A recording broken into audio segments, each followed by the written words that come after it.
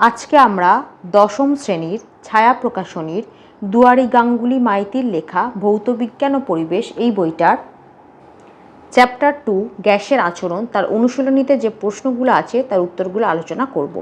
তোমাদের যদি ভিডিওগুলো ভালো লাগে তাহলে লাইক, শেয়ার ও কমেন্ট করে জানিও, আর চ্যানেলটি সাবস্ক্রাইব করো। আমার একটি ম্যাথসের চ্যানেল আছে WB ম্যাথস ওয়ার্ল্ড, সেখানে গণিত প্রকাশের কোষে দেখির সমস্ত অঙ্কের সমাধান করে দেওয়া আছে।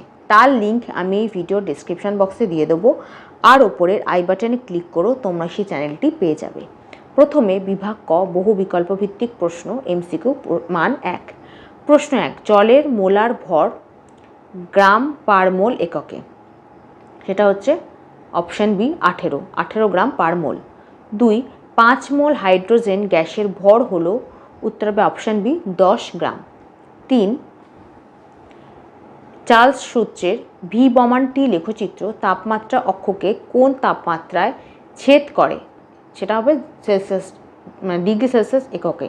সেটা হচ্ছে অপশান সি -273 ডিগ্রি সেলসিয়াস, এই এককে ছেদ করে। 4, কোন স্কেলে তাপমাত্রার মান ঋণাত্মক হওয়া সম্ভব নয়? উত্তর হবে অপশান সি পরম স্কেল। 5, নিচের কোনটি চাপের এসআই একক? উত্তর হবে option B newton per meter square. 6, PV = nRT সমীকরণে কোন রাশিটি স্থির? উত্তর হবে অপশান ডি আর। 7, 1 PA = কত ডাইন পার সেন্টিমিটার স্কোয়ার? এটা হবে অপশান বি 10। 1 PA = 10 ডাইন পার সেন্টিমিটার স্কোয়ার। তারপর বিভাগ খ, অতি সংক্ষিপ্ত উত্তরভিত্তিক প্রশ্ন মান 1। একটি শব্দ বা একটি বাক্যে উত্তর দাও। প্রশ্ন 1, গ্যাসের চাপ কাকে বলে? 10 নম্বর পাতায় এখান থেকে এতটা। প্রশ্ন 2, চার্লসের সূত্রে ধ্রুবক কী কী? উত্তর হচ্ছে গ্যাসের ভর ও চাপ, এই দুটো হচ্ছে চার্লসের সূত্রে ধ্রুবক।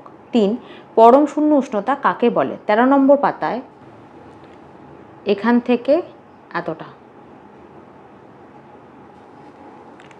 4, পরম স্কেলে জলের স্ফুটনাঙ্কের মান কত? উত্তর হবে 373 কেলভিন। 5, অ্যাভোগাড্রো প্রকল্পটি লেখো। 16 নম্বর পাতায় এখান থেকে এতটা।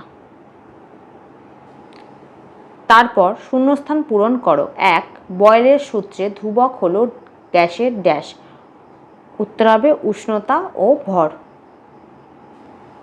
2, এসআইতে সর্বজনীন গ্যাস ধ্রুবকের মান ড্যাশ। উত্তর হবে 8.31 joule per mole kelvin. 8.31 joule per mole kelvin. 3, CGS পদ্ধতিতে চাপের একক ড্যাশ। উত্তর হবে ডাইন পার সেন্টিমিটার স্কোয়ার। তারপর সত্য মিথ্যা নিরূপণ করো। 1, আর্দ্র বায়ু অপেক্ষা শুষ্ক বায়ু লঘু হয়, এটা মিথ্যা। 2, কেলভিন স্কেলে নিম্ন স্থিরাঙ্ক হলো -273 কেলভিন, মিথ্যা। 3, বাস্তব গ্যাস অণুগুলি পরস্পর বিকর্ষণ করে, এটাও মিথ্যা। 4, একই উষ্ণতা ও চাপে সম আয়তন CO2 ও N2 গ্যাসের মধ্যে অণুর সংখ্যা পৃথক, এটাও মিথ্যা।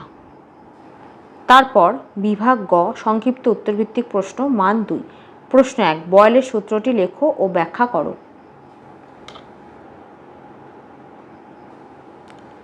বয়েলের সূত্র এখান থেকে এতটা, আর ব্যাখ্যা হচ্ছে এখান থেকে এতটা। বয়েলের সূত্র এখান থেকে এতটা, ব্যাখ্যা এখান থেকে এতটা।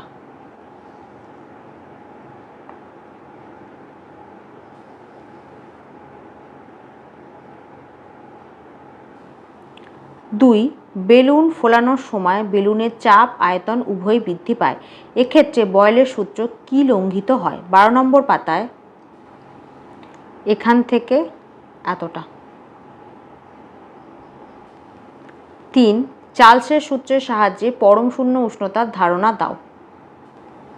এই যে চার্লসের সূত্র থেকে পরম শূন্য উষ্ণতার ধারণা, এখান থেকে এতটা।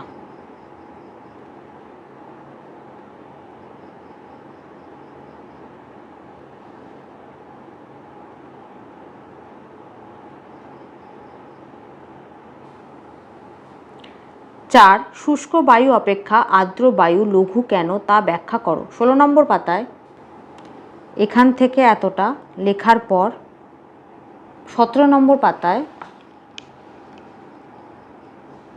এখান থেকে এতটা। 5 আদর্শ গ্যাসের আয়তন ও ভর অপরিবর্তিত থাকলে পিটি লেখচিত্র আঁকো। 17 নম্বর পাতায় এই লেখচিত্রটা আঁকবে আর এখান থেকে এতটা লিখে দেবে। 6 গ্যাসের অণুগুলির গতিশীলতার সাহায্যে গ্যাসের ব্যাপন ক্রিয়া ব্যাখ্যা করো। এখান থেকে এতটা।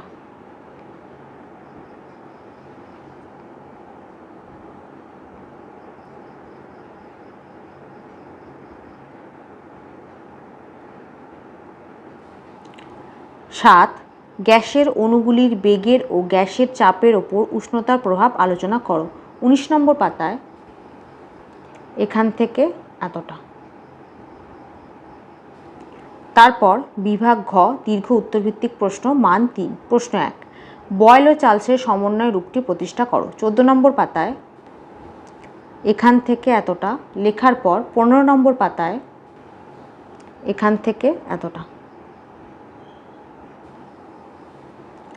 2 বয়েলের সূত্রের পিভি আর পিভি বমান পি লেখচিত্র আঁকো।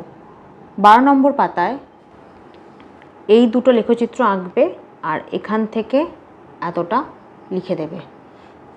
প্রথমে হচ্ছে পিভি লেখচিত্র, তারপর হচ্ছে পিভি বমান পি লেখচিত্র। তাহলে এই দুটো লেখচিত্র আঁকবে আর এখান থেকে এতটা লিখে দেবে। 3 আদর্শ গ্যাসের সমীকরণ পিভি = nRT প্রতিষ্ঠা করো। এখান থেকে এতটা।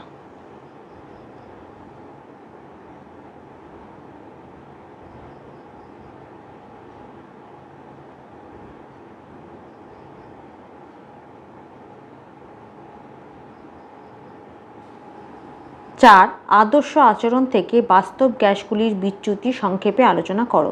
19 নম্বর পাতায় এখান থেকে এতটা। 5 গ্যাস সংক্রান্ত চার্লসের সূত্রটি বিবৃতি করো এবং সূত্রটিকে লেখচিত্রের ভি বমান টি সাহায্যে প্রকাশ করো। 12 নম্বর পাতায় একদম শেষের দিকে পাবে চার্লসের সূত্রের বিবৃতি, এখান থেকে এতটা। আর পরের প্রশ্নের উত্তর পাবে 13 নম্বর পাতায় এই লেখচিত্রটা আঁকবে, তার সাথে এখান থেকে এতটা লিখে দেবে। তারপর বিভাগ ও গাণিতিক প্রশ্ন মান 2 অথবা 3। প্রশ্ন 1 কোনো তাপমাত্রায় 760 mm পারস্তম্ভের চাপে কোনো গ্যাসের আয়তন 100 ঘন সেন্টিমিটার হয়। 100 ঘন সেন্টিমিটার। একই তাপমাত্রায় কোন চাপে ওই গ্যাসের আয়তন 150 ঘন সেন্টিমিটার হবে? প্রাথমিক চাপ P1 = দেওয়া আছে 760 মিলিমিটার। অন্তিম চাপ P2 এটা আমাদের বের করতে হবে। প্রাথমিক আয়তন V1 দেওয়া আছে 100 ঘন সেন্টিমিটার, অন্তিম আয়তন V2 দেওয়া আছে 150 ঘন সেন্টিমিটার। V2 দেওয়া আছে 150 ঘন সেন্টিমিটার। তাহলে বয়েলের সূত্র অনুযায়ী বয়েলের সূত্র হচ্ছে P1 V1 = P2 V2। তাহলে আমাদের P2-র মানটা বের করতে হবে। তাহলে আমরা প্রথমে P2টাকে বাইরে করলাম। তাহলে বা P2 = কত হবে? তাহলে P1 V1 বাই V2 বা P2 = P1 এর মান, এবার মানগুলো বসিয়ে দিচ্ছি। P1 এর মান হচ্ছে 360 × V1 এর মান হচ্ছে 100 ভাগ V2-র মান হচ্ছে 150। কাটাকুটি করে আমাদের উত্তর আসবে 1520 ভাগ 3। তাই 1520-কে 3 দিয়ে ভাগ করলে হয় 506.6। অতএব নির্ণেয় চাপ হলো 506.6 mmHg। এটাই হবে অ্যান্সার। প্রশ্ন 2 এসটিপিতে নির্দিষ্ট ভরের কোনো গ্যাসের আয়তন 52 ঘনমিটার হলে অপরিবর্তিত উষ্ণতায় 104 সেন্টিমিটার Hg চাপে গ্যাসটির আয়তন কত হবে? আমরা জানি এসটিপিতে গ্যাসের চাপ হচ্ছে 76 সেন্টিমিটার Hg। প্রাথমিক চাপ P1 দেওয়া আছে, P1 কত তাহলে বললাম 76 সেন্টিমিটার Hg। এখানে Hg মানে হচ্ছে পারস্তম্ভ বা মার্কারি। তাহলে অন্তিম চাপ P2 সেটা দেওয়া আছে 104 সেন্টিমিটার Hg। তাহলে প্রাথমিক আয়তন V1 দেওয়া আছে 52 ঘন মিটার। এবার আমাদের V2 অন্তিম আয়তন যেটা V2 সেটা বের করতে হবে। এবার বয়েলের সূত্রানুযায়ী আমরা জানি P1 V1 equals to P2 V2।